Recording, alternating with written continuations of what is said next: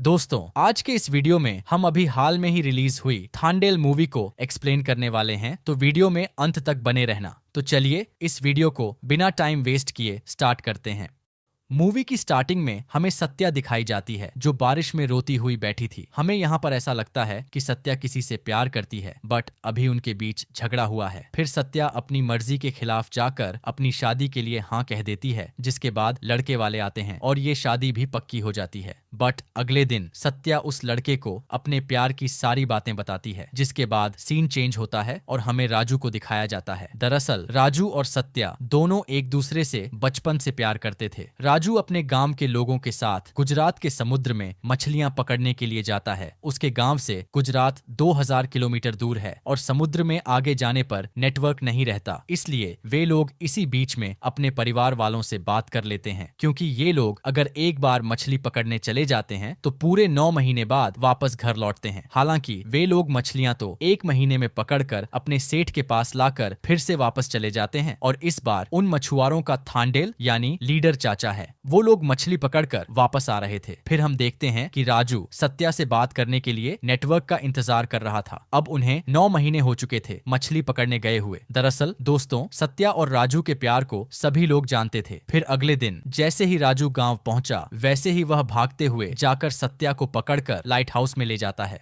क्योंकि राजू मछली पकड़ने जाने से पहले लाइट हाउस में एक झंडा लगाकर जाता था और वह उसे वापस गांव आने के बाद सत्या के साथ निकालता है और फिर दोनों प्यार भरी बातें करते हैं। राजू और बाकी सभी मछुआरे सिर्फ 3 महीनों तक गांव में रहते हैं, फिर उसके बाद वापस चले जाते हैं और इसी 3 महीनों में सभी लोग अपने परिवार के साथ खुशियां मनाते हैं। सत्या को नॉनवेज खाना बहुत पसंद है, बट वह राजू के आने के बाद ही नॉनवेज खाती है, बाकी वह राजू की गैर मौजूदगी में नहीं खाती थी। अगले दिन कुछ लोग पास के गांव में माइनिंग का काम कर रहे थे। पिछली बार माइनिंग करने पर पूरा गांव डूब गया था, जिसमें कई लोगों की जान चली गई थी। चाचा जब उस माइनिंग को रुकवाने गया तो वे लोग चाचा से बदतमीजी में बात करने लगे, जिसके बाद राजू को ये बात पता चली तो उसने उन सभी को अच्छे से धो डाला, जिसके बाद वो कॉन्ट्रैक्टर उस माइनिंग को रुकवा देता है। फिर गांव वालों ने राजू को उसकी इस हिम्मत के चलते उसे थांडेल बना दिया। फिर रात में सत्या और राजू बात कर रहे होते हैं और राजू को अगली सुबह मछली पकड़ने के लिए जाना था, तो उसने पहले सत्या के सोने का इंतजार किया। फिर वह लाइट हाउस में झंडा लगाकर सभी लोगों के साथ निकल जाता है। फिर अगली सुबह जब सत्या उठती है तो वह अपने पास राजू को न पाकर थोड़ा निराश तो होती है, बट सत्या अब कर भी क्या सकती थी। इधर राजू और उसके साथी गुजरात पहुंच जाते हैं। फिर वो सभी मछली पकड़ने के लिए निकल जाते हैं, लेकिन नेटवर्क जाने से पहले राजू सत्या और अपनी माँ से बात कर लेता है। फिर एक दिन चंद्रा के भाई की मौत गांव के ही समुद्र में मछली पकड़ने के दौरान हो जाती है। उसकी मौत की वजह से सत्या अब बहुत डर जाती है। वो सोचने लगती है कि अगर ये राजू के साथ हुआ होता तो क्या होता। यही बात उसे अंदर ही अंदर खाए जा रही थी। फिर एक दिन वो अपने पिताजी से पूछती है, बाबा गांव के सभी लोग मछली पकड़ने जाते हैं, बट आप ही नहीं जाते, ऐसा क्यों? फिर उसके पिता ने बताया, मैं भी पहले मछली पकड़ने का शौक रखता था, लेकिन एक दिन जब बहुत दिनों बाद घर आया तो पता चला कि मेरी बीवी को गुजरे कई दिन हो चुके थे और सत्या उस समय काफी छोटी थी। उसकी देखभाल राजू की माँ कर रही थी, इसलिए मैंने मछली पकड़ने जाना छोड़ दिया। ये सुनकर अब सत्या और भी डर जाती है। वो अब सोचने लगती है कि वो राजू को इस बार मछली पकड़ने नहीं जाने देगी। फिर वो दिन आ जाता है जब राजू घर वापस आता है। सत्या राजू से ये बात कहने की कोशिश तो करती है, बट वो बोल नहीं पा रही थी। फिर ऐसे ही दिन बीत जाते हैं। फिर एक दिन वो ये बात बोल देती है। अब राजू सोच में पड़ जाता है, क्योंकि अगर वो सत्या की बात नहीं मानेगा तो सत्या ने कह दिया था कि अगर इस बार तू गया तो हमारे बीच कोई रिश्ता नहीं रहेगा, और अगर राजू मछली पकड़ने नहीं गया तो बाकी लोगों का परिवार और खुद का परिवार कैसे जिएगा। लोग राजू के भरोसे ही मछली पकड़ने जा रहे थे। फिर राजू पहले तो सत्या को दिलासा देता है कि मैं अब नहीं जाऊंगा। फिर जब सत्या सो जाती है तो वह रेलवे स्टेशन चला जाता है। जब सुबह होती है तो सत्या उसे अपने पास न पाकर सीधा रेलवे स्टेशन की तरफ भागती है। वहां पहुंचकर वह राजू को रोकने की कोशिश करती है। राजू भी सत्या को समझाने की पूरी कोशिश करता है, लेकिन अब ट्रेन चलने वाली थी। राजू सिर्फ एक बार सत्या से मुस्कुराकर विदा करने को कहता है, बट सत्या कुछ नहीं कहती। इधर बाकी लोग राजू को चिल्ला रहे थे कि ट्रेन छूट रही है, लेकिन फिर भी सत्या राजू से बात नहीं करती। फिर राजू कहता है, फिर भी एक बार बात करना, मैं कॉल करूंगा। ऐसा कहकर वह ट्रेन में चला जाता है, जिसके बाद वही सीन आता है जो हमें मूवी की स्टार्टिंग में दिखाया गया था, जहां सत्या बारिश में रोती हुई बैठी थी और इसी वजह से उसने शादी के लिए हाँ की थी। ये सभी बातें वो उस लड़के को बता रही थी, जिससे उसकी शादी पक्की हुई है। फिर सत्या उससे कहता है, आप शादी की डेट को थोड़ा बढ़ा सकते हैं क्या, क्योंकि मैं राजू से 3 बातें कहूंगी। पहली तो ये कि मैंने उसे धोखा नहीं दिया। दूसरी बात, उसके लिए अब रद्दी भर प्यार नहीं है। तीसरी बात, न ही मेरे जीवन में उसके लिए कोई वजूद है। फिर वो लड़का शादी की डेट को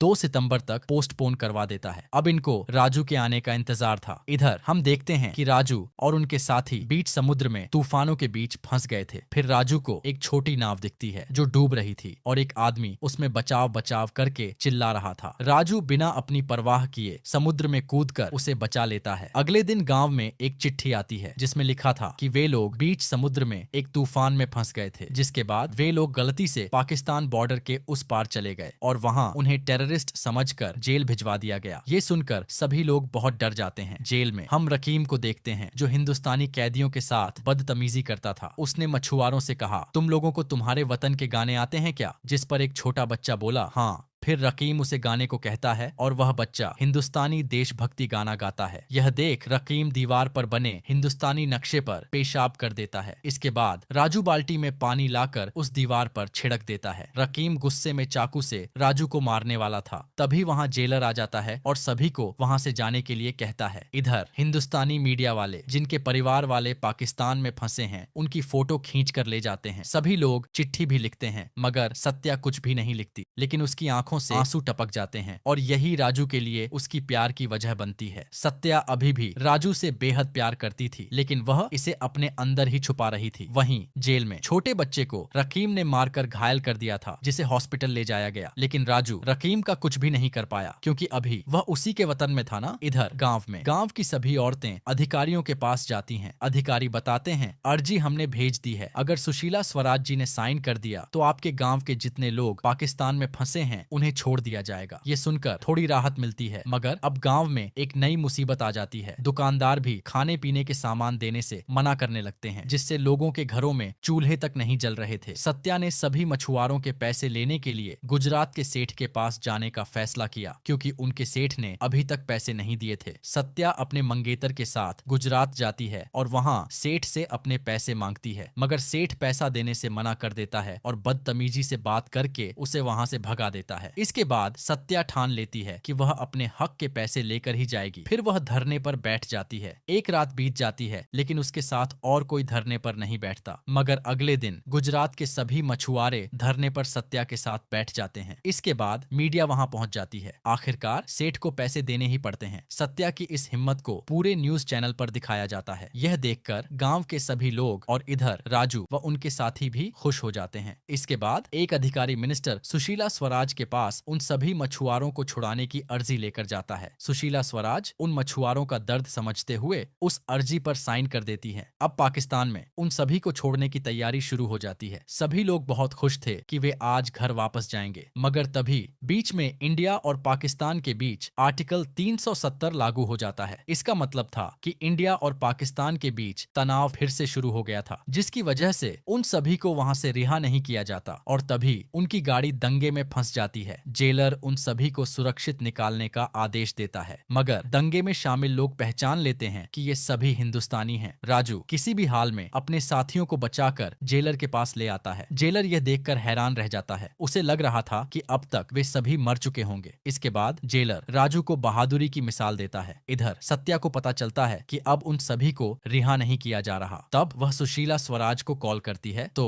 उसके पीए ने बताया कि अब उसकी देहांत हो चुकी है, जिसके बाद से सत्या पूरी तरह से टूट गई, लेकिन वह हार नहीं मानी। अब उसके पास एक ही चारा था। उसके पीए ने बताया कि अब वह सुशीला स्वराज की बेटी के पास अर्जी लेकर जाएगी तो कुछ हो सकता है। तो वह अपनी मंगेतर के साथ दिल्ली जाने की सोचती है और दिल्ली चली जाती है। इधर रकीम फिर से हिंदुस्तानी नक्शे पर सभी पाकिस्तानी कैदियों को मूतने को कहता है। उस समय वहां पर राजू नहीं था। तभी एक छोटा सा बच्चा हिंदुस्तानी फ्लैग को जेल में फहराने लगता है। यह देखकर रकीम को गुस्सा आ जाता है और वह उस बच्चे को मारने जाता है, लेकिन तभी राजू आकर इस बार उसे बहुत मारता है। वहां पर कोई उसे काबू नहीं कर पा रहा था। फिर जेलर और पुलिस वाले आते हैं, जिसके बाद राजू उस फ्लैग को आग में जला देता है, क्योंकि उसे पता था कि अगर फ्लैग को दफनाया जाए या जलाया जाए तो उसकी शान कम नहीं होती बल्कि बढ़ती है। तभी जेलर वहां आता है और राजू को पकड़कर बंद कर देता है और रकीम को हॉस्पिटल ले जाया जाता है। इधर सत्या को कुछ दिन बीत जाते हैं, लेकिन वह सुशीला स्वराज की बेटी से नहीं मिल पाती। तभी सत्या के पास एक पाकिस्तानी पुलिस वाले वाले का कॉल आता है जो राजू से बात करवाता है, क्योंकि वह पुलिस वाला इनके प्यार की कहानी जानता था। लेकिन राजू बात करने से मना कर देता है और कहता है कि वह सत्या से तभी बात करेगा जब वह यहाँ से वापस घर जाएगा और उसे उसी तरह मिलेगा जिस तरह पहले मिलता था। यह बात सत्या अपने मोबाइल में सुन लेती है, जिसके बाद वह रोने लगती है। अब सत्या की शादी में सिर्फ 3 दिन बचे थे। इसके बाद उसके माता पिता उसके मंगेतर को वापस आने के लिए कहते हैं, लेकिन वह तब तक वापस आने से मना कर देता है जब तक सत्या का काम पूरा नहीं हो जाता। इसके बाद चंद्रा भी सत्या से कहती है, और कितने दिन तक रुकेंगे यहाँ? अब तो सिर्फ 3 दिन बचे हैं शादी में। सत्या जवाब देती है, दुल्हन के रूप में देखना चाहती हो ना? फिर सत्या दुल्हन की तरह सज जाती है और एक बार फिर सुशीला स्वराज की बेटी से मिलने के लिए जाती है। जब